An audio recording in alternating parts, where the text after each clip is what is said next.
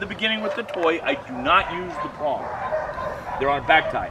I have pull, and the back tie, if they have not been used to a back tie, is a body and a half length longer than the dog. I don't want a 20-foot back tie where they get wrapped, they get hurt, they spin, and it gets tangled. I want a short one with it a little bit high, the pull a little bit high, so they're not getting twisted. It's a body length and a half. They already know the back tie from the food. They know this is a good place. They know how to play. And now let's say my dog is 10 months old, 11 months old, teeth are in, dog's healthy. I'm not going to do too much pulling. Growth plates aren't all the way in. But I'm going to just start off and pray. So you got to get practice like you're a cowboy roping. So I tell handlers, not like this where you smack your dog in the face, right over their head. So I do 2 like roping, and then I throw it to the ground. 1, 2. And I let the stop. My dog barks. Rough, good. Rough, good. Rough, good. Yes. Bite.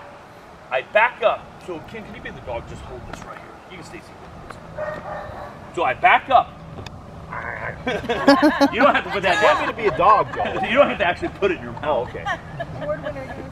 And I now use my command for my dumbbells. Quiet. Good, quiet. Quiet. Good. And we start playing again. I want them to see this is fun. What am I building also? Jaw muscle. They're learning to grip. So when I will have a prong line.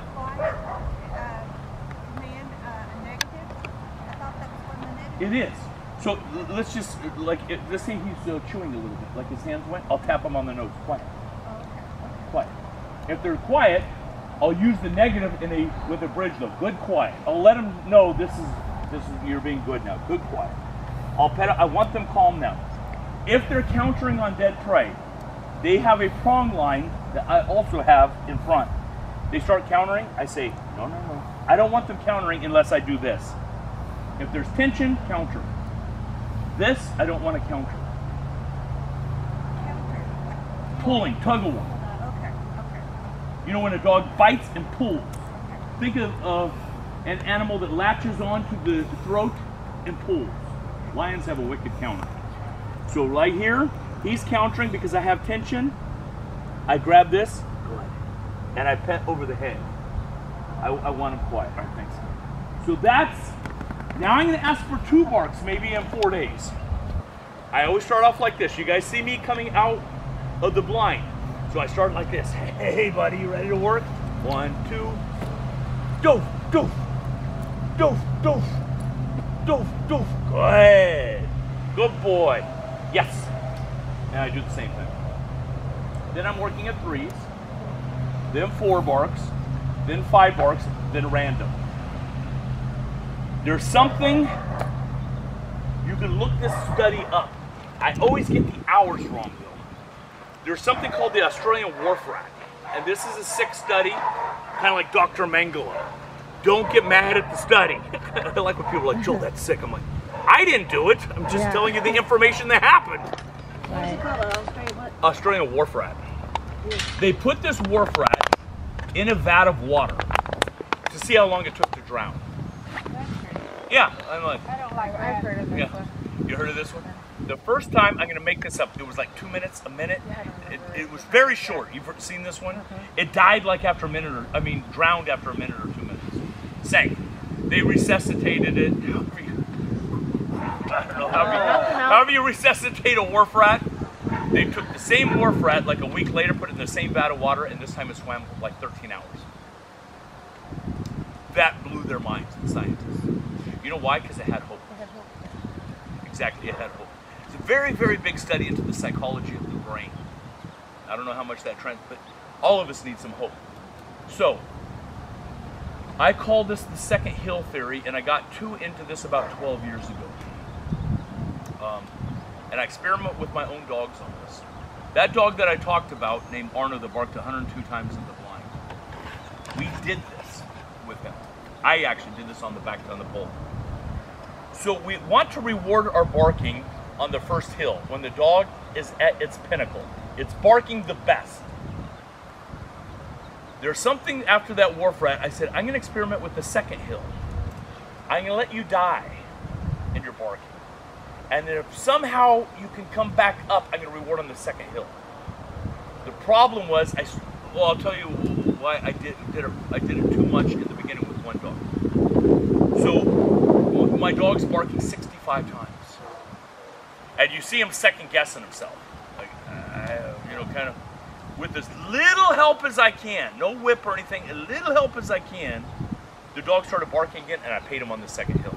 There's hope. Keep doing it. I will do this on my foos also. Foos. And I'm doing a long foos. My dog's like, okay, this is a long ways. This is a long way. I wait for them to kind of flatten down a little bit. And when I feel them build back up, I pay them. I only do the second hill though once every 50 times now. Dogs started getting to become smarter than me. This one dog started to reach the second hill, was barking well at 60 barks, and then I paid him like at bark 65 when it went down on the second hill. Then it went down to 55, 50, and he was training me. I'll die. I'm like, whoo, okay, bad training. Inadvertently though.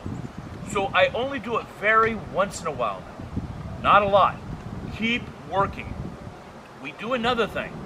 How does a helper stand in the blind? In a neutral position. So, this is the call out. Everybody knows what the call out is. That's that orange line in front of the blind where you guys were holding your dog yesterday. That's called the call out position. So let's just say I'm in the blind as a helper. That's the call out position. Where does the handler look? In a neutral position in between the call out and the dog. The helper. The helper is not allowed to do this. It's got to be neutral. You can keep your eye on your dog, but you have to look in between the call-out position and the dog. You can't stare at the dog. So, when our dogs are barking, our helpers are not looking at the dog, and right before the bite, they look at the dog. Boom. So in the trial, the dog gets mad, look at me, look at me. You have to look at me. Does that make sense? So they're wanting the helper to look at it. In the trial, it never happens. Did I explain that? Mm-hmm. You guys, it make sense? So you say when you train, you look at the dog? No, when we train, we don't look at the dog.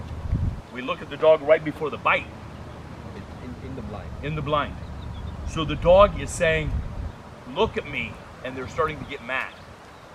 So, when I'm doing this barking on the pole, I've gone through my steps where my dogs understand the Premack principle. The Premack principle is just the fancy words we talked about yesterday. You go to the less desirable to get the more desirable. That's all it means. You go to blind 5 to get to blind 6. You bark here to get this bite. That's the Premack principle.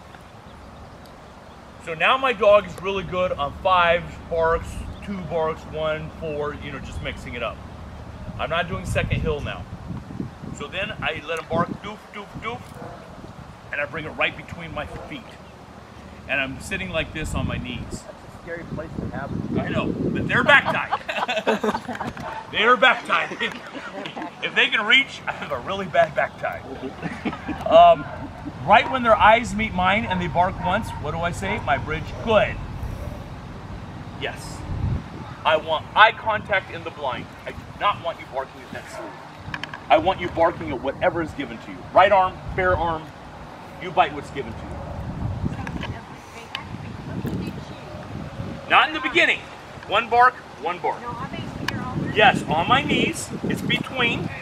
They already know steps 5 through 8, which is what? The word look. They already know this. If you've gone through these steps, they already know look. I'm on my knees. They're barking at the toy and I say, look, spot on. They look at me, good, and then I mark it. Yes. But you do tell them to look. Yes.